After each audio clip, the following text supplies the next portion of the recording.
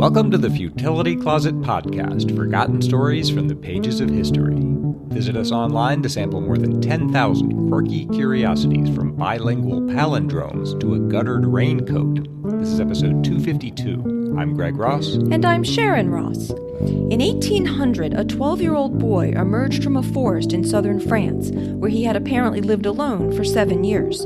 His case was taken up by a young Paris doctor who set out to see if the boy could be civilized. In today's show, we'll explore the strange, sad story of Victor of Aveyron and the mysteries of child development.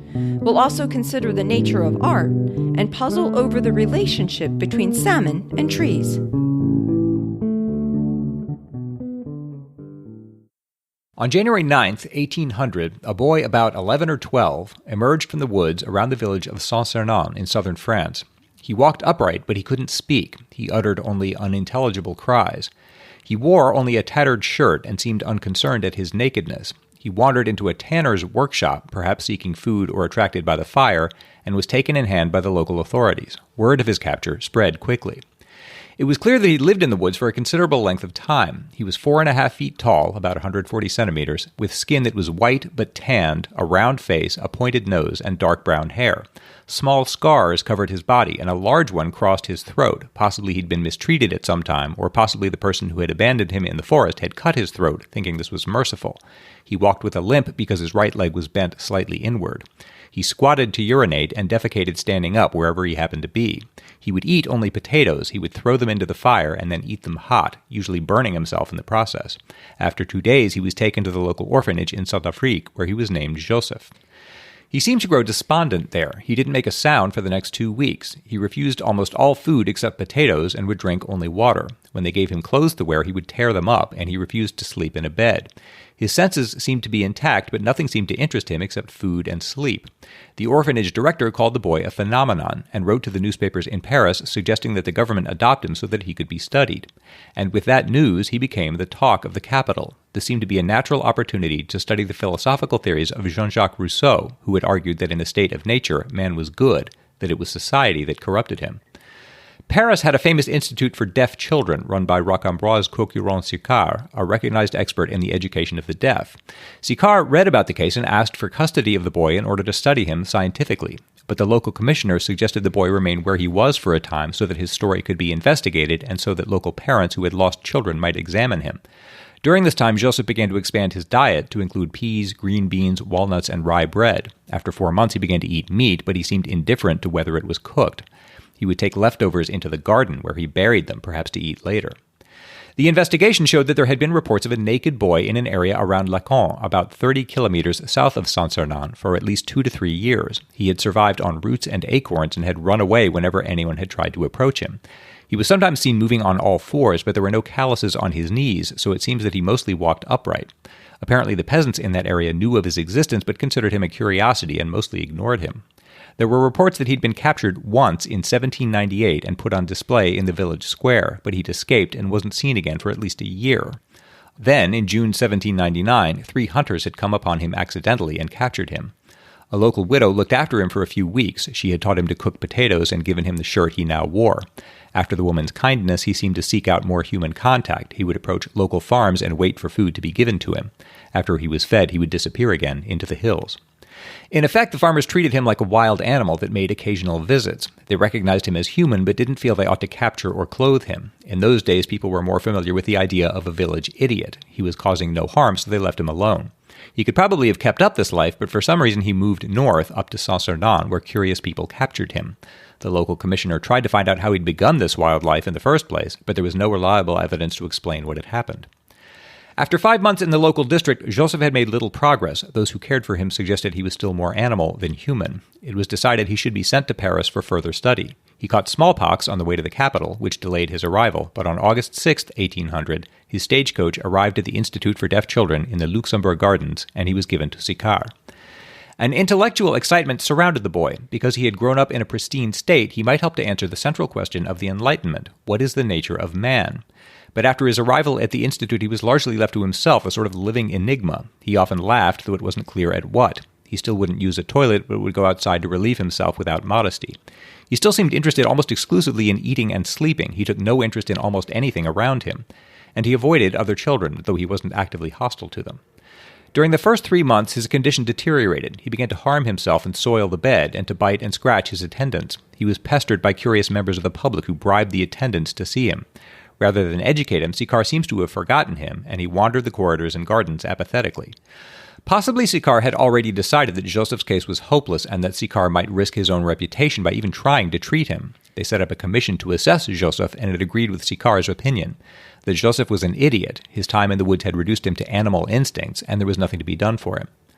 But the picture changed that autumn when the Institute recruited a new doctor, Jean-Marc Gaspard Itard. His first meeting with Joseph was not auspicious. He described him as, quote, a disgustingly dirty child affected with spasmodic movements and often convulsions, who swayed back and forth ceaselessly like certain animals in a zoo, who bit and scratched those who opposed him, who showed no affection for those who took care of him, and who was, in short, indifferent to everything and attentive to nothing. But Itard took an immediate interest in Joseph. He found an apartment within the Institute where they could work closely together, and unofficially he became a sort of foster father to the boy. He believed that Joseph had lived completely alone from age 4 or 5, almost to age 12, which would mean that he'd spent 7 years alone in the wilderness. He believed that people are the product of their environment, which meant that it should be possible to re-educate Joseph given the appropriate circumstances. He set about the work of trying to make him into a normal boy. He hired a woman named Madame Guérin to serve as another surrogate parent. She lived with her husband in a small apartment directly below Joseph's, and the boy began to spend most of his time with her. She would devote the next 27 years of her life to Joseph. She fed him, clothed him, nursed him, took him on trips out of the Institute, and looked after his needs, which were often unique. And I just want to take a second to praise her. She's always mentioned in these accounts, but always kind of in passing. But she devoted much more of her time and care to him, really, than Itard did. And this wasn't her project. She was just sort of enlisted to help. It was thought back then that bonds with women are natural and those with men are rational. Her official role was to awake in him a pleasure in human company. Itard seemed to think that would require the development of feeling but not rational intellect. One writer says, civilization, it would seem, is a masculine condition. Itard designed a program for Joseph, hoping to improve his ability to speak, think, and interact with other people. In the beginning, he was largely unknowable. He loved to walk in the fields that surrounded the Institute, especially in bad weather, and he always went to bed when it got dark. When the moon was full, he would stand for hours and gaze at the countryside through his bedroom window. And he loved snow. One morning, on finding that snow had fallen overnight, he went out and rolled in it, laughing with joy. That's a little surprising. You would think, like, if he didn't have any clothing and he lived in the woods, you would think snow would not be his friend. No, in fact, I don't remember the number. When he traveled north from one town to the other, he had to cross a plateau with quite an alarmingly high elevation. I mean, in other words, it was very cold conditions. And there are stories of people who witnessed him in the wilderness where he would just laugh at the sky. If I were naked and alone and 12 years old in the wilderness, I don't think I'd be laughing at all. But it's surprising how much, I don't know if you can call it joy, but to laugh at all is kind of surprising. I think I'd just be miserable all the time. Itard began to give him a daily bath, and Joseph seemed to look forward to these. It seemed to teach him to dislike the cold. He refused to get in if the water wasn't hot enough, and he started to wear warm clothing. He began to use a spoon to retrieve his potatoes from the pan. Remarkably, in this period, Itard saw him sneeze apparently for the first time ever. He seemed frightened that it had happened. When he started catching colds, Itard joked that the process of civilizing him was working. Joseph seemed uninterested in toys, and he hid or destroyed them when given the chance. He loved a game in which a chestnut was hidden under one of several cups. He was allowed to eat the chestnut if he could find it. That seemed to suggest some untapped intelligence under the surface. Itard took him to the countryside on a 2-day trip in a horse-drawn carriage, and he seemed ecstatic to visit the woods and fields. Madame Guérin also took him on daily walks at a local garden. But Joseph still didn't communicate with anyone. Itard knew he could hear because he would run from the approaching voices. But generally he didn't pay much attention to sounds, and apart from laughter and some suppressed cries, he made no sounds himself. He did seem to respond particularly to the sound O, so Itard proposed renaming him Victor, a name that ended with that sound, and he began to show gradual improvements in hearing. Itard spent months trying to teach him to speak. Physically, he seemed capable of producing speech, and the wound to his throat hadn't affected his vocal cords. But after hundreds of trials to get him to associate the word lait with milk, he found that Victor would say the word as the milk was poured, but never before. That seemed to mean that he associated the sound with the drink, but hadn't grasped the meaning of the word. But he did make some progress with language. Madame Guérin often said, "Oh God," "Oh Dieu," and he began to imitate this. And he could express himself effectively with gestures. He would point outside to show that he wanted to go for a walk, and he would get his cup to show he wanted milk. If visitors bored him, he'd fetch their hat and gloves, a practice that I plan to adopt. The Institute held about 100 deaf children who communicated every day using sign language, but there's no evidence that Itard ever tried to teach it to Victor. It's not clear why. Modern speech therapists have argued that it might have been successful. Instead, he would try to teach him to associate line drawings with the objects they depicted. Victor did learn to do that, even if the objects were moved around the room, and in a similar task, he learned to group paper cutouts by shape and color. It was slow work, and Victor would throw tantrums when he got frustrated, but over the next few months, he learned to spell simple words and to understand that words stood for objects. Once he presented the letters L-A-I-T to get a glass of milk. He developed a warm relationship with Madame Guérin and to a lesser extent with Itard, who had to act as an authority figure. There are stories that he would cry for long periods when he knew he had upset Madame Guérin, and when Itard looked in on Victor before he went to sleep, the boy would welcome him with hugs, laughter, and kisses, and invite him to sit on the bed with him. It had taken 9 months to reach this stage, but Itard considered they had made significant progress. In 1801, Itard presented a progress report to the Academy of Science in Paris. He said Victor had become an affectionate child who preferred being warm and clean, who could perform minor duties, loved his governess, and accepted a social existence. At first, Victor expressed desire only for food and comfort, but he had advanced to express gratitude and even affection. He could identify numerous objects, copy words in chalk, and understand their meaning. But Itard called speech man's supreme function, and that had eluded them. He went back to work, but now their progress began to slow. Itard blindfolded Victor to see whether he could discriminate among words and among musical sounds. They made minimal progress. And Victor didn't seem able to imitate actions. Itard would set up 2 blackboards side by side and tried to get Victor to copy his movements with no success. Obviously, that would have limited his learning capacity severely. Many animals can imitate behavior successfully, but Victor couldn't. Itard found he could send Victor into another room to fetch objects he had put there. After much training, Victor could return with as many as 4 objects, a clear sign of developing cognitive ability. But when Itard sent him to fetch a book, just any book, he failed. He could associate the word only with a specific given book, not a general class of objects. Itard was vastly discouraged at that and in frustration called Victor a useless being. The boy must have sensed his tone because he closed his eyes and started sobbing. Itard hugged him at this, as a father might, and found that physical contact helped their progress. Victor did eventually learn to understand that one word could represent many similar objects and in fact started to overgeneralize, confusing brush with broom and knife with razor. Still, their progress was slow. Victor began to learn more nouns and started to combine them with simple adjectives and verbs. He learned to write simple words legibly, and by the end of 1803 he could be said to communicate very crudely through reading and writing. But Itard began to accept that Victor would never be capable of spoken language. It seemed that no amount of training could overcome his early deficits. Victor continued to make himself useful by chopping wood, laying the table, and other small chores. When Monsieur Guérin died, Victor set his place at the table as usual, and Madame Guérin burst into tears. Seeing that his actions had caused this, Victor removed the table setting and never laid it again. This seems to show that he was developing emotional maturity. He could understand another person's feelings and empathize with them. When she took ill shortly afterward, he managed to escape, and it took 2 weeks to find and return him to the Institute. When he was reunited with her, he was ecstatically happy. He was said to be like a son returned to his affectionate mother. Itard's second report, submitted in 1806, was much more discouraged than the first. He wrote to the Minister of the Interior, "My lord, to speak to you of the Wild Boy of Aveyron is to utter a name that no longer inspires any interest. It is to recall a being forgotten by those who saw him for a time only, and disdained by those who thought to judge him." He allowed that they had made some progress, but he said he'd concluded that Victor's limited ability to communicate severely reduced his capacity for education, and his long years alone in the wilderness had stunted his intellectual faculties and his emotions. In 1805, after 5 years of work, Itard effectively abandoned his efforts to educate Victor. In 1806, Madame Guérin was given official charge of him with a salary of 150 francs a year. We don't know much about what happened after that. In 1811, they moved to a house around the corner. As it happened, Victor Hugo lived just 4 doors away, but there doesn't seem to be any reference to Victor in his writings, which suggests that Victor largely kept to himself.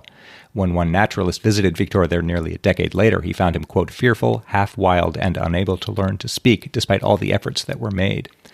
Victor continued to live with Madame Guérin until he died in 1828, when he was probably in his 40s. Itard died 10 years later in 1838. There are no documents to tell us Victor's cause of death or even where he was buried.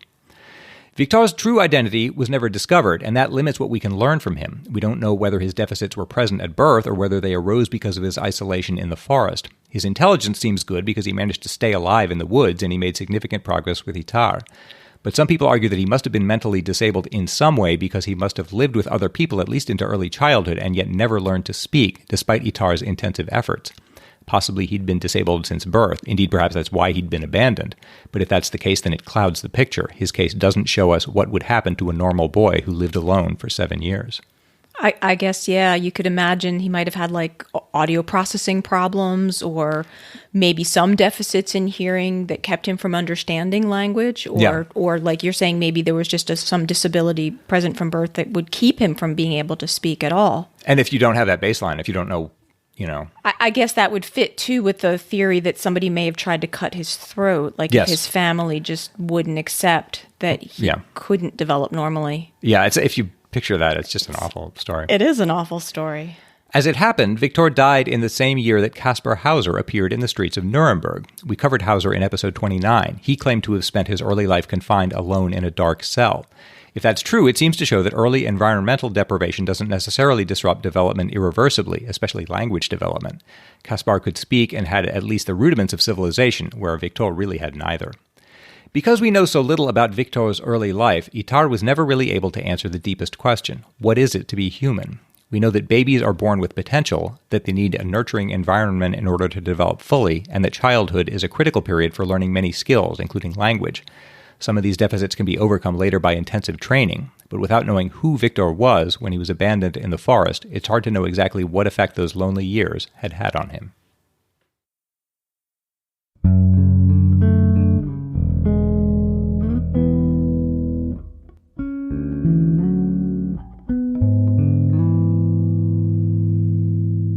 In episode 244, I discussed a podcast whose script had been computer-generated and the larger question of whether machine-generated works can be considered art. Alex Baumans wrote, "Just some thoughts on the question of whether computers or non-human agents in general can make art. I suppose it is perfectly possible that a computer might make something that will be pretty or artistic, but whether that will actually be considered as art by society has everything to do with art as a social construct. In the current thinking about art, whether or not something is recognized socially as art has everything to do with the intentionality of the person who is recognized as an artist. Art is seen as the expression of a person. This was exemplified/lampooned, depending on how you look at it, by Marcel Duchamp and his famous urinal. If an artist intends something to be a work of art, then it is, by definition, which in turn leads to the concept of ready-mades and pop art. Or, as is attributed to Andy Warhol, I take a Brillo box and I say it is art. In such a concept of art, a computer can never produce a work of art, short of becoming sentient." Both examples that Alex gave of humans producing art were rather controversial in their time, but definitely illustrate that intentionality does often seem to be an essential part of what we will even consider calling art. Marcel Duchamp was a French-American painter and sculptor who was born in 1887. One of his most famous sculptures was an ordinary porcelain urinal that was placed on its back and titled Fountain. Duchamp submitted this in 1917 for the inaugural exhibition by the Society of Independent Artists that was being held in New York. The Society's constitution stated that all members' submissions had to be accepted, but after some debate, the board of directors decided that they did not consider this to be a work of art, and further found it to be indecent, so it was not displayed at the exhibition. Duchamp resigned from the Society in protest of the board effectively censoring an artist's work, and thus was touched off a bit of a conflict in the New York art world. For their part, the board of the society was quite clear that the fountain may be a very useful object in its place, but its place is not in an art exhibition, and it is, by no definition, a work of art. On the other side of the conflict, Duchamp and his supporters felt that his ready-mades, as he termed his work such as Fountain, were indeed art. Their reasoning was that the choosing of the object was in itself a creative act, and that by giving it a title and presenting it from a new point of view, it became art. As the Tate Art Museum website says, Duchamp's ready-mades asserted the principle that what is art is defined by the artist. History, I have to say, ended up siding with Duchamp on this. Fountain is viewed by art historians as a major landmark in 20th century art, and in 2004 was chosen as the most influential artwork of the 20th century in a poll of 500 art experts. An article in Forbes in 2017 said, "The primary reason for the influence of Fountain can be quite easily stated. Challenging the status of authorities and their vested interest in tradition, Duchamp effectively declared that artistic authority belonged to the artist." And a BBC article written at the time of the poll quotes an art expert as saying, "The choice of Duchamp's Fountain as the most influential work of modern art ahead of works by Picasso and Matisse comes as a bit of a shock. But it reflects the dynamic nature of art today and the idea that the creative process that goes into a work of art is the most important thing. The work itself can be made of anything and can take any form." It does seem to me that the assertion has to be made in good faith, though. Like, I don't know about Duchamp, but it's at least possible that he was just trying to be deliberately provocative. It is possible. And even if he wasn't, I could do that tomorrow. Right. Representing something and saying that I honestly considered it art, when in fact I didn't and was just trying to be... I guess that does come back down to the artist's intention, and I guess you say you do have to take it that the artist is intending this in good faith. Yeah, so that... Although sometimes I imagine they are intending it as a parody or a critique, possibly, of the current state of art. So if they're intending it as more of a critique or a parody, then is that art? Then it weakens that argument, yeah. So you can't... Just because someone says that, that doesn't guarantee that the thing ought to be considered properly art. It seems to me. I don't know. And I also do want to note that Fountain wasn't actually Duchamp's first ready-made sculpture. I think it just became his most famous because of the ruckus it created. But he had produced a few ready-mades before Fountain, such as in 1915 when he titled a snow shovel Prelude to a Broken Arm. I like that one. Andy Warhol's Brillo boxes were another facet of the question of whether art really can be anything an artist says it is.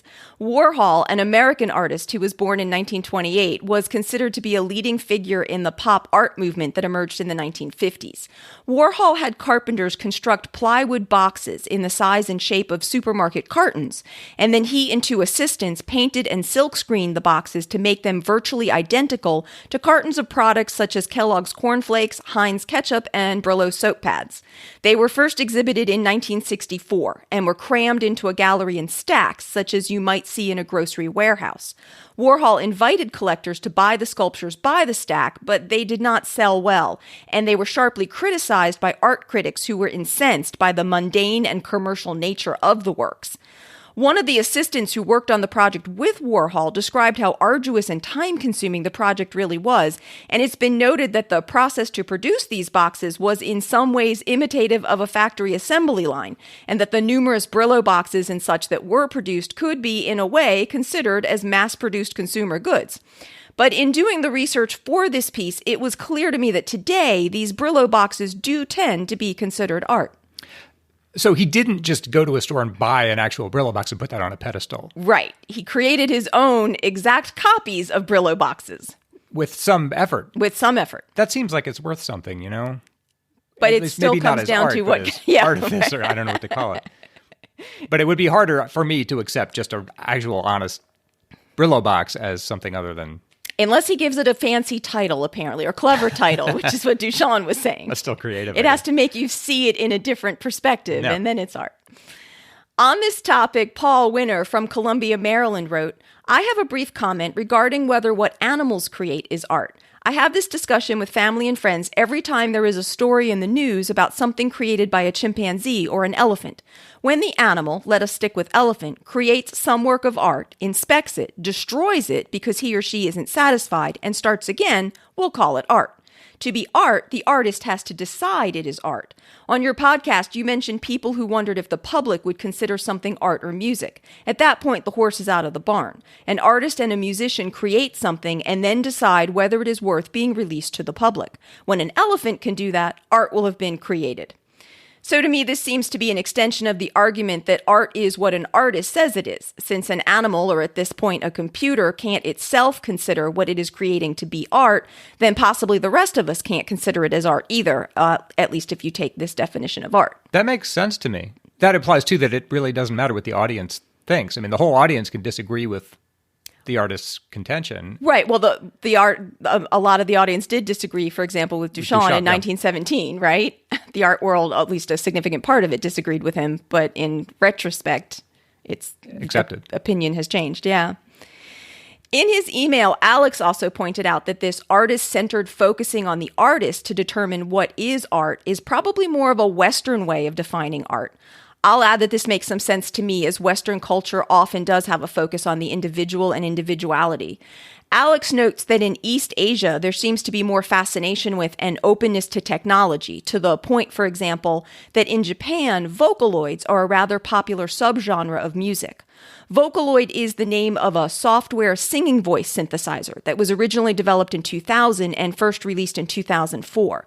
The word has also come to be used for specific cartoon avatars that have been created for specific singing voices, and some have become rather popular in Japan and other countries. One of the most well-known of the Vocaloids is Hatsune Miku, who is depicted as a teenage girl with very long turquoise twin tails. Miku is basically a synthesized pop idol, and a holographic version of her has been performing in concerts around the world for several years. At this time, the software that controls her and the lyrics and melodies for her songs are all created by humans. She is merely rendered by the software. Alex says, "It would not surprise me in the least should we see an AI-created virtual idol in Japan in the near future. Whether Japanese idol music counts as art is, of course, a completely separate question." I guess that raises legal questions too about if it gets to that point where she's considered sentient or a creative being on her own, who owns her creations? You know what I mean? A human can't claim to have written them anymore if they're sort of produced in this mysteriously sentient way. That's a whole nother can of worms, I imagine. As for machine-generated podcasts, as discussed in episode 244 and related to synthesized voices, I recently read that researchers from the AI startup Dessa have cloned the voice of Joe Rogan, one of America's top podcasters. An article in The Verge calls it, "by far the most convincing voice clone we've ever heard," and says that it perfectly mimics Rogan to the point that a quiz that has you choose whether something is the real Rogan or the fake Rogan is surprisingly difficult. Dessa says of their software, "Right now, technical expertise, ingenuity, computing power, and data are required to make models like Real Talk perform well. But in the next few years, or even sooner, we'll see the technology advance to the point where only a few seconds of audio are needed to create a lifelike replica of anyone's voice on the planet." So besides the potential threat to podcasters' jobs, which of course we're a little concerned about, there are some potentially concerning implications of technology that can so well mimic people, which could include fake phone calls impersonating family or friends, or spreading misinformation through impersonations of, say, politicians. Yeah, because I think the same thing's happening with video, right? That Yes. You can fake something so convincingly that it's undetectable. Yeah, and so then you begin, sort of like an arms race of trying to get software to determine fakes as fast as software is trying to be able to produce more convincing fakes. Yeah, I mean, that's a disaster when it happens. I mean, think of all the mischief you could sow. Yeah, although people were really concerned about that when programs like Photoshop first came out. That's true. And I guess it hasn't been quite as big of a problem as we were all worried that it might be. Yeah. So we'll have to see. As for Rogan, he posted on Instagram in response to the voice clone, "At this point, I've long ago left enough content out there that they could basically have me saying anything they want. So my position is to shrug my shoulders and shake my head in awe and just accept it. The future is gonna be really bleeping weird, kids." Thanks so much to everyone who writes into us. We're sorry that we can't read all the email that we get on the show, but we always appreciate receiving your follow-ups, feedback, and comments. So please send any that you have to podcast@futilitycloset.com.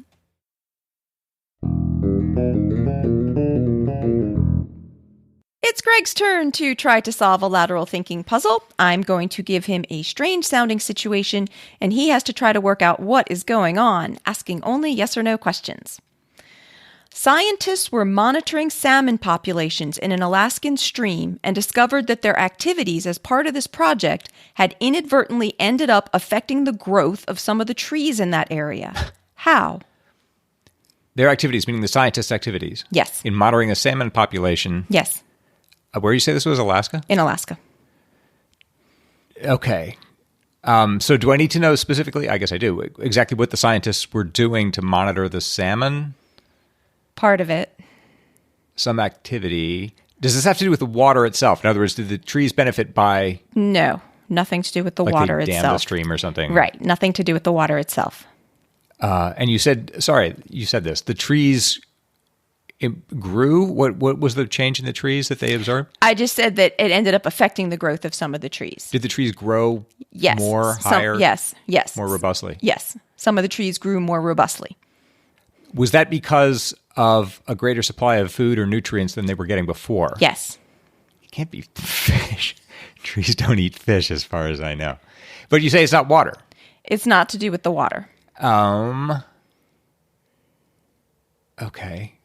And I have to ask, does it have anything to do with any kind of gases, carbon dioxide or anything else? No, I don't think so. Okay, no, so we're talking about nutrients that they took in through the soil. Yes. Through the roots. Yes. Do I need to know anything more about what kind of trees they were or anything No. like that? Just trees in Just Alaska? trees, yes. All right, so were they somehow benefiting from dead fish? Yes. Oh, really? That was just a wild guess. I was waiting for you to say no to that. So the scientists were doing something that resulted in some of the fish dying, I guess? No. No. No. So there were fish in the stream. Yes. And the scientists show up Yes. and recover some dead fish Yeah. or move some fish that were already Yes. dead Yes. from one position to another closer to the trees where they decompose Yes. and fertilize the trees. Yes. So I just need to know where these dead fish came from. Yeah, they were in the stream. So they're just fish. The scientists were not capturing, but collecting dead fish from the stream in order, I guess, to measure them. Yeah, well, to count them. I mean, that's pretty much it. As part of the ecological study, the dead fish were cataloged by research students and then chucked away from the stream so they wouldn't be counted again, right? So 20 years and 217,055 dead salmon later, the ecologists had significantly changed the balance of nutrients over a 2-kilometer stretch near the stream because they were basically flinging the fish, and they needed to fling them far enough away that they wouldn't wash back into the stream and get counted again. And it turns out there's a whole art to this. There's a long pole with a hook on one end that you use to toss the fish, and apparently some students find it easier to learn to do this than others. So that's a really large scale study then. There's a whole thing, yeah. Of the fish. Yeah, so they did it for 20 years, yeah. So it was a lot of And then just one day somebody fish. noticed that the Yes! trees are getting The trees on one side of the stream were growing a lot better than the trees on the other side. Well, the trees were happy, I'm sure. So I guess that counts as a fatal puzzle since the salmon involved were all dead, but it did work out well for the trees. And we are always looking for more lateral thinking puzzles. So if anyone has one they'd like to send, please send it to podcast@futilitycloset.com. Futility Closet would not still be here if it weren't for the generous support of our listeners. If you would like to help support our celebration of the quirky and the curious, please check out our Patreon page at patreon.com/futilitycloset or see the support us section of the website at futilitycloset.com. If you become one of our incredible patrons, you'll also get access to outtakes, more discussions on some of the stories, extra lateral thinking puzzles, and peeks behind the scenes of the show. At our website, you can graze through Greg's collection of over 10,000 exceptional esoterica, browse the Futility Closet store, learn more about the Futility Closet books, or see the show notes for the podcast with links and references for the topics we've covered. If you have any questions or comments, you can email us at podcast@futilitycloset.com. Our music was written and performed by the inimitable Doug Ross. Thanks for listening, and we'll talk to you next week.